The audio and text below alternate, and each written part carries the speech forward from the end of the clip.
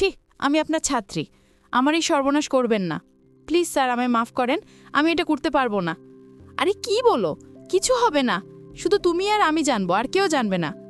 আচ্ছা স্যার, আস্তে আস্তে করেন, যেন কোনো ব্যথা না পাই।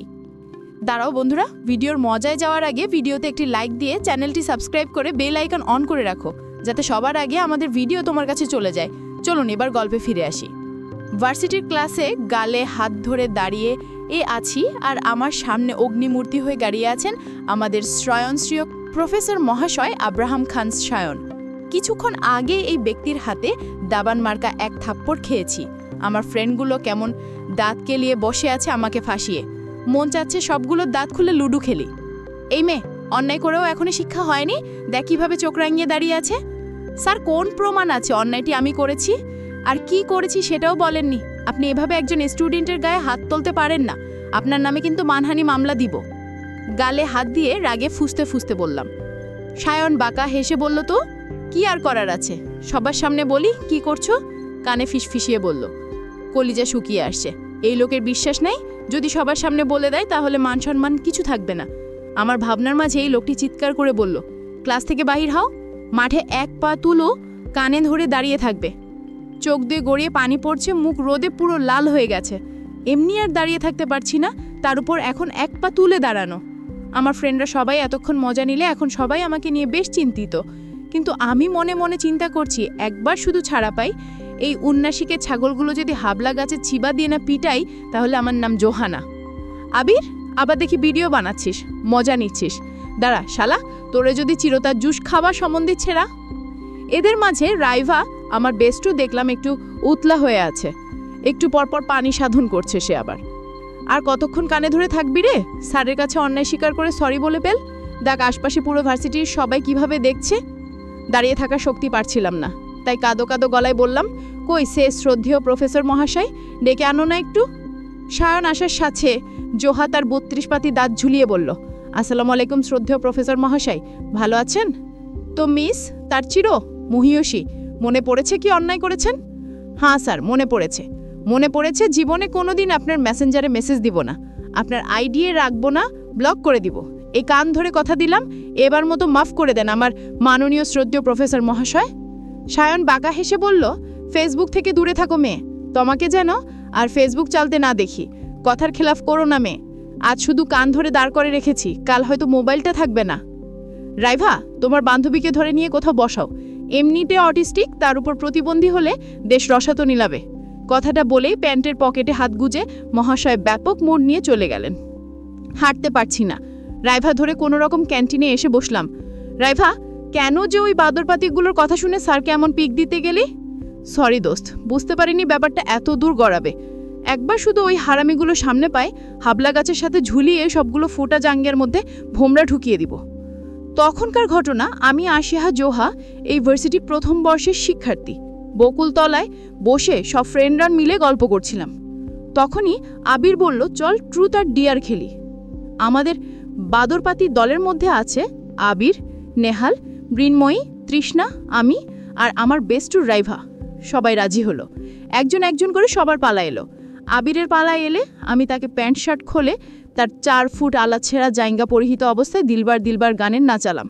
তার এই কাণ্ড দেখে পাশে সবাই হা হা করে হাসছে, কেউ বা ভিডিও করছে। একটু পর আমার পালা এলো, আর তার প্রতিশোধটাই নিল আবির। জোহা বল, ট্রুথ নিবি না ডিয়ার নিবি? তুই যা ভীতু, মনে হচ্ছে ট্রুথেই নিবি, ডিয়ার নিতে হলে এই আবিরের মতো কলিজা লাগে। দিল মেজাজটা চটকে। এই জোহা নাকি ভয় পায়? ইম্পসিবল, এই জোহা কখনো ভয় না, বল কি করতে হবে? আমার কথায় আবির শয়তনিমার্কে এক হাসি দিল, তার উপর বেশ রসিয়ে বলল, জোহা, খুব সিম্পল একটা ডিয়ার দিছি তোরে, জাস্ট আমাদের ইংলিশ প্রফেসর আব্রাহাম স্যারকে তোর মেসেঞ্জার থেকে শুধু তোর একটা শাড়ি পরা ছবি পাঠাবি, তাহলেই হবে। একে বলে নিজের চক্রান্তে নিজে ফেসে যাওয়া। বলেই তো ফেলেছি, এই জোহা কিছুতেই ভয় পায়। এখন পিক না পাঠালে এই বাদরপাতির কাছে মানসম্মান থাকবে না। কি আর করার, ফোন বের করে সুশীল ভদ্র মানসম্মত একটা ছবি খুঁজতে লাগলাম, কিন্তু ওই শালা আবির তার হতে দিলে না, হাত থেকে ফোন কেড়ে একটা বিশ্রী মার্কা ছবি পাঠিয়ে কুটিল হাসলো। ছবিটি এমন ছিল, আমি লাল শাড়ি পরিহিত, আয়নার সামনে দাঁড়ানো, পাতলা জর্জেট শাড়ি, সামনের দিকে কোমর বের করে একটু বাঁকিয়ে ছবিটা তোলা। লজ্জা, মন চাইছিল মাটি ফাঁক করে ঢুকে যাই। তার উপর ছবিটি পাঠিয়ে ডিলিট ফর্মি করে দিছে। এখন আর ছবিটা ডিলিটও করতে পারবো না। আর ছবির ঘটনা নিয়ে তখনকার স্যারের হাতে দাবাং মাকা থাপ্পড়ের সাথে পা তুলে কানে ধরা ফ্রি। ক্যান্টিনের এক কোণে বসে দুই বান্ধবী কথা বলছিলাম আর লাচ্ছি খাচ্ছি। আশেপাশে আমার নিয়ে ভিড় হচ্ছে, তাও বেশ বুঝতে পারছি। ঠিক সেই সময় একদল সিনিয়র এলো ক্যান্টিনে। কথা নাই বার্তা নাই, একটা ছেলেকে তুমুল কেলাতেন লাগলো। এখানে কি হচ্ছে এসব, আর আপনারা একটা ছেলেকে এভাবে মারছেন বা কেন? কোমরে হাত রেখে চোখ রাঙিয়ে রাইভা হাত ধরে টানছে, আমাকে বারবার ওখান থেকে চলে আসতে বলছে। কেন মামনি, এটা কি তোমার বিএফ লাগে? বিএফ হবে কেন? তাহলে মনে হয় ওটা লাগে। কত দেয় তোমায় যে সাফাইগিরি করছো? সি আপু, আপনার লজ্জা করছে না এসব নোংরা কথা বলতে?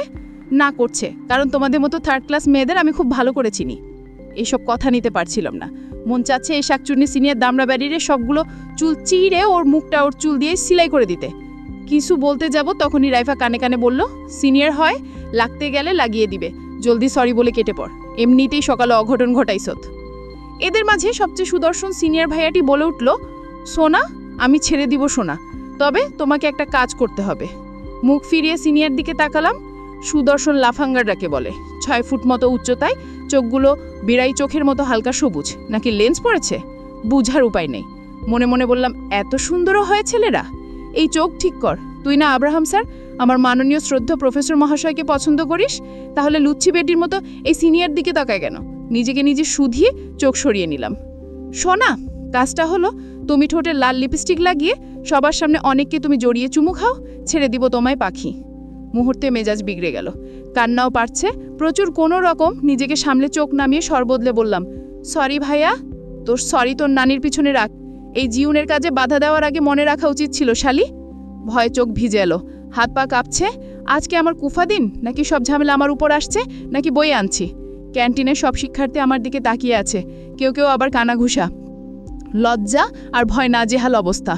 কি পাখি, তোমার প্রেমিককে চুমু খাও। শালি চুমু খাবি নাকি? তোর ঠোঁটের সাথে ওর ঠোঁট সুপার গ্লু দিয়ে লাগিয়ে দিব।